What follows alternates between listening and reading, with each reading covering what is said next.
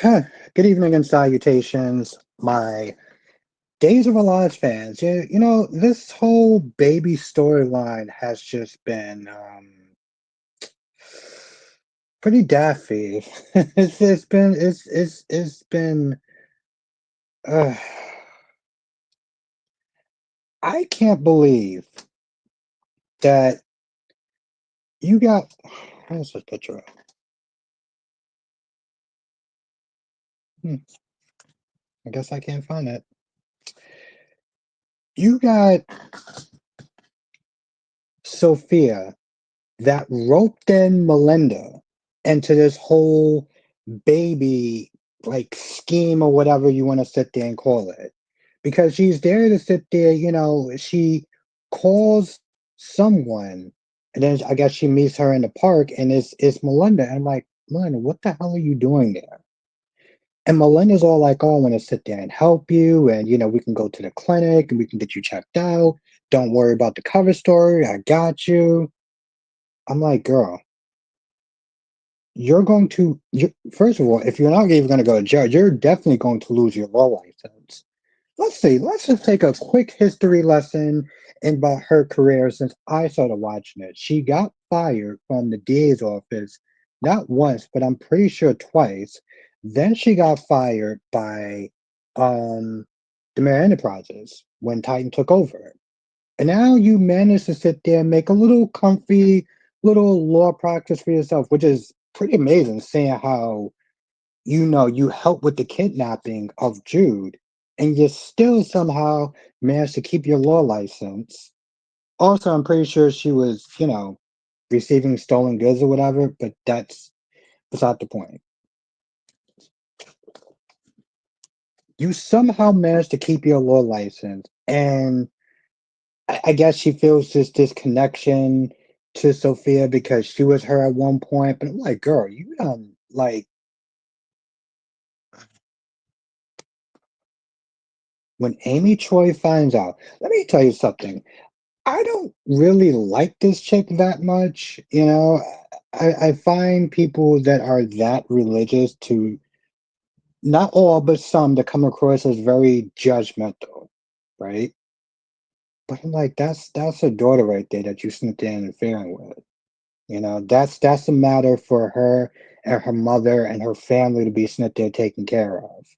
You know, and the thing is, while she identifies with her on some level, the circumstances are not the same. You didn't have the emotional support, the financial support that she has.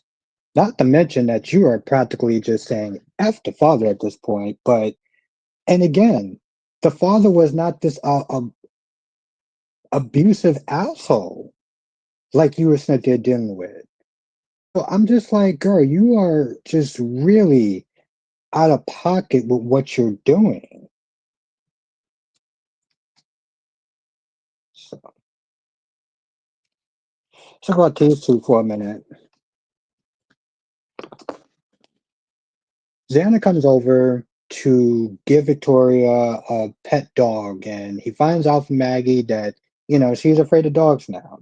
So he's a little kind of upset because, if he was living under the same roof as his daughter, he would have noticed that. They get into it for a little bit. It comes down to the whole Titan thing, and it turns out that that Maggie actually voted for Xander, you know, and he was not there thinking that she voted for EJ because she hates him so much, and she's like, the thing is, I don't hate you, I hate what you're doing. Like that's what I hate. I hate what you're doing, right? And so they get into this back and forth little thing or whatever, and ultimately she tries to get him to, at the very least, reason. Because at one point he's going to talk about how he wants to sit there and get full custody. He wants to go to war. He feel like there's no other option. And Sarah has not been exactly helping because she's also been like, having this somewhat attitude of like almost trying to make it clear, like, you're never going to see your daughter again in a sense. So they've been kind of both going back and forth about this, but Maggie gives him the reason, being like, listen, you gotta, rather y'all gonna be together or not, y'all gotta sit there and do what's best for your daughter. And that's exactly what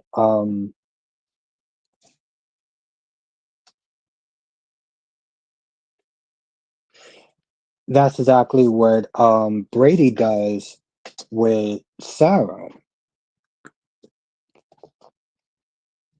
They go there. Well, they go there with Rachel, and they meet up for a little bit. And for the most part, Rachel is in the kitchen or whatever, probably annoying the hell out of Roman.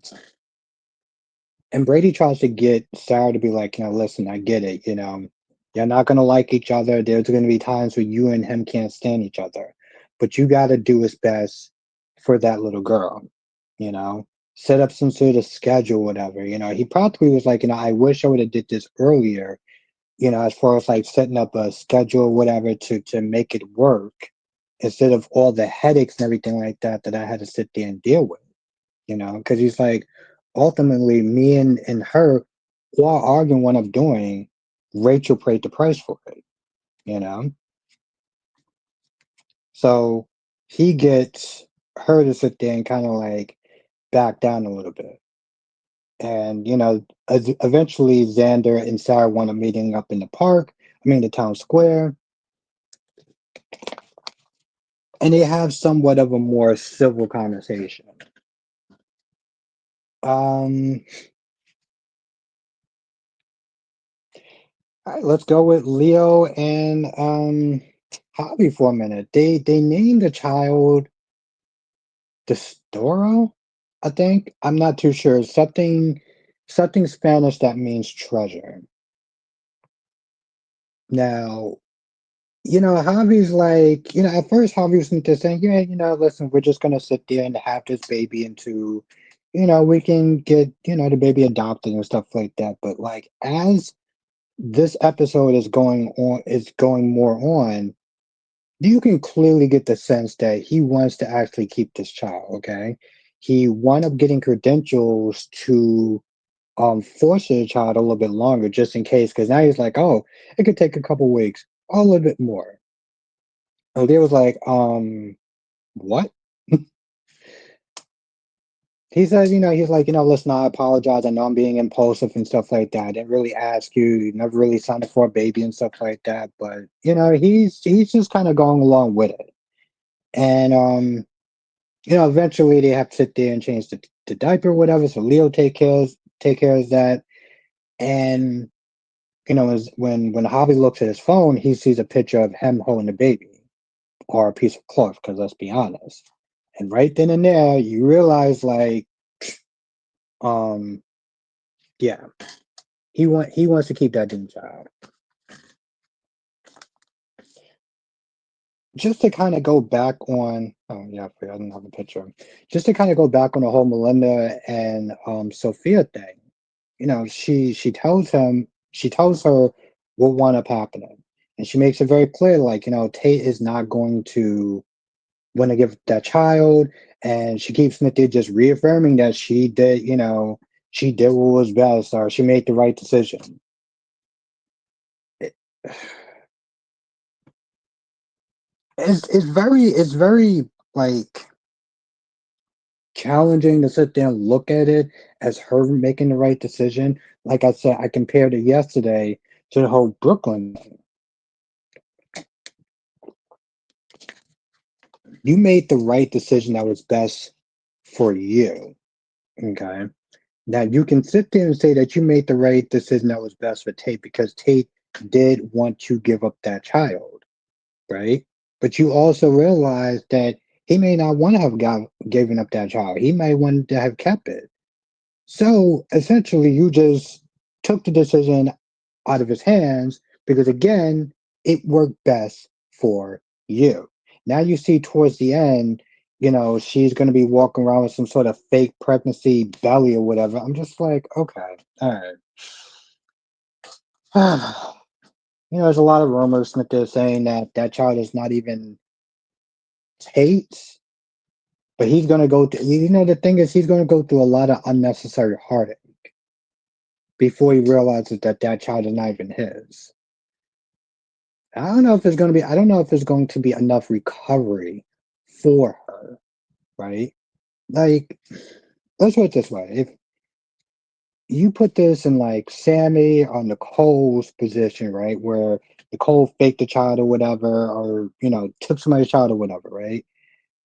She has the star power. She has the, what I'm saying. She has the staying power to survive that. I don't know if the fans would be so receptive as far as being like, oh, maybe we could sit there and keep on the show, whatever. Especially a recast, because let's be honest, this chick is not doing it. She's there, she's doing the lines, bless her heart, but she is not the other version. I think maybe the other version, the other actress would have probably had a little more staying power. This chick, on the other hand, yeah, I don't know. I said this in my stream. Days of Our Lives has been on for a very long time. And I just feel like I don't know if the Days of Our Lives fans deserve this stupid teen storyline. Like, I know that, probably gives the veterans a bit of a break and it doesn't fall on them. But let's be honest, most people that watch these shows don't sit there and try to watch it to watch the teen stuff. They really don't. They really, really don't. I felt the same way when I started watching the show General Hospital early 19 or 2000 when you had Georgie and Lucas and Maxie I didn't give two flying shits about them. I didn't care about that. I really did not care. I was there for the adult stuff. And they just decided to just shove and shovel the teen shit in our faces. And I feel like this is the exact same way. Now, speaking of well, horse manure, let's talk about Tate and Holly. So Tate is really happy that they're back together, and Holly's like, kind of like maybe you should slow your roll a little bit.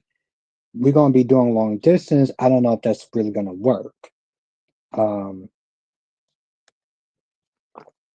but Tate's so damn thirsty that he practically is like, "No, we're gonna make it work," and tries to convince her to get on board and stuff.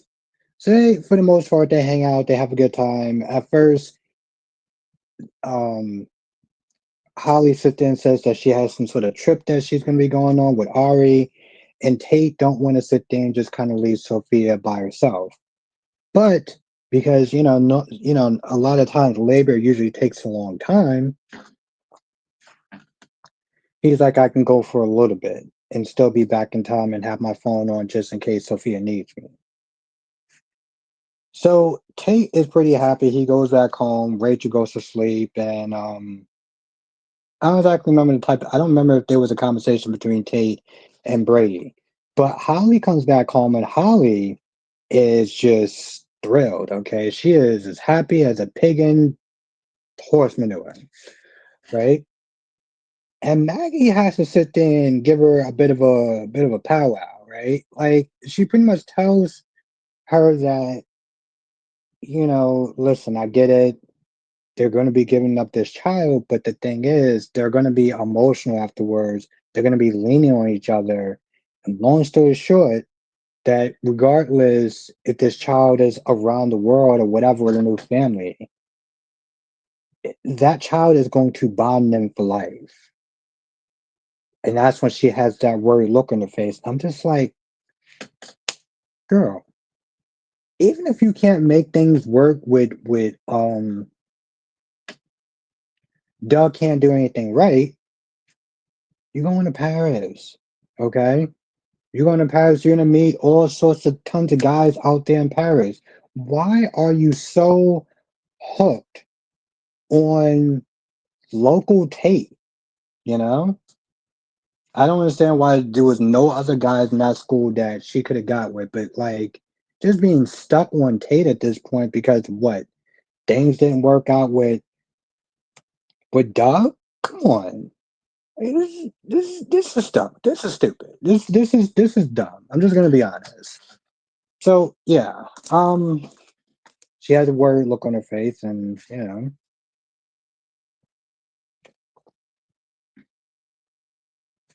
now you're gonna sit there and have Sophia walk around with some fake belly shit on on her, and I'm just like, this is just so stupid. This is just so damn dumb. But I don't know. I don't know really what to sit there and say at this point. Now, I will be doing a live stream tonight. Have a surprise. I'm not gonna say what it is. And if we get a chance, we might sit there and talk about this tonight. But anyway, y'all can sit there and jump in the comment section. And if more if we don't, we can sit there and talk about it amongst other Days of Our Lives fans. I encourage the Days of Our Lives fans to come to the live streams. Um, they're a lot of fun. Anyway, with that being said, I'm gonna go. I'll see you in the next video.